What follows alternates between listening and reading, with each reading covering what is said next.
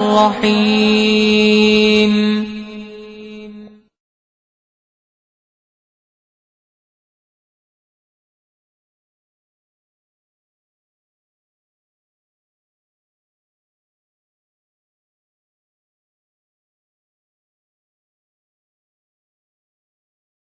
السلام علیکم ورحمۃ اللہ وبرکاتہ نحمده ونصلي على رسوله الكريم اما بعد فاعوذ بالله السميع العليم من الشيطان الرجيم بسم الله الرحمن الرحيم من اعرض عن ذكري فإن له معيشة ضنكا ونحشره يوم القيامة أعمى قال رب لما حشرتني أعمى وقد كنت بصيرا قال كذلك أتتك آياتنا فنسيتها وكذلك اليوم تنسى۔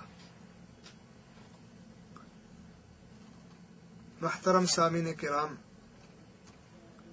بچپن میں ہم سکول کی کتابوں میں ایک کہانی پڑھا کرتے تھے جس کا عنوان ہوتا تھا جیسا کرو گے ویسا بھرو گے۔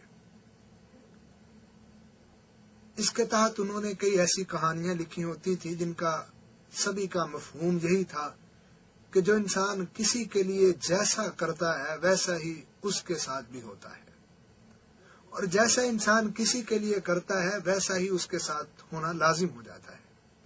آپ اسی بات کو اللہ رب العالمین کے قرآن پر رکھ کے بھی پرکھیں تو یہی بات سمجھ آتی ہے۔ فرمان مصطفیٰ صلی اللہ علیہ وسلم کے سامنے بھی یہ بات رکھیں تو ایسے ہی ہے کہ جیسا انسان کرتا ہے ویسا ہی اس کے ساتھ ہوتا ہے، ویسا ہی وہ بھرتا ہے۔ کہا جاتا ہے نا، یہ دنیا ایک کھیتی ہے، آخرت کی کھیتی ہے، جو جہاں انسان بولے گا اسے آخرت کو کاشت کر لے گا، اس کو کاٹ لے گا۔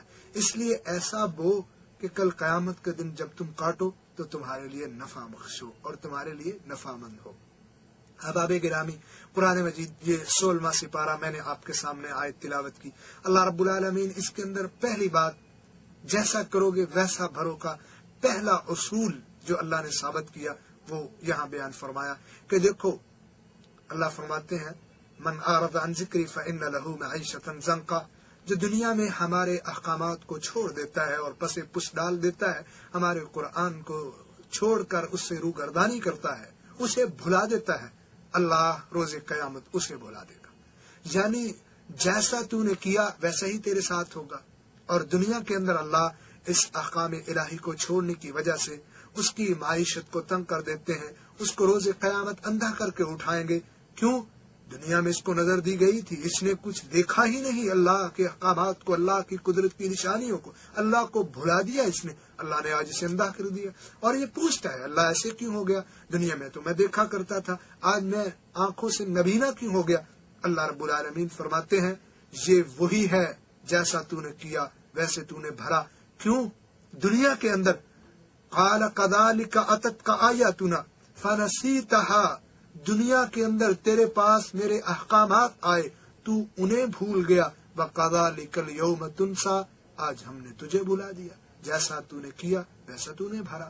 اور رسول اللہ صلی اللہ علیہ وسلم نے ایک دن عبداللہ بن عمر کو نصیحت فرمایا یا غلام احفظ اللہ یحفظک، تو اللہ کا خیال رکھے گا اللہ تیرا خیال رکھے گا، جیسا تو کرے گا ویسا بھرے گا۔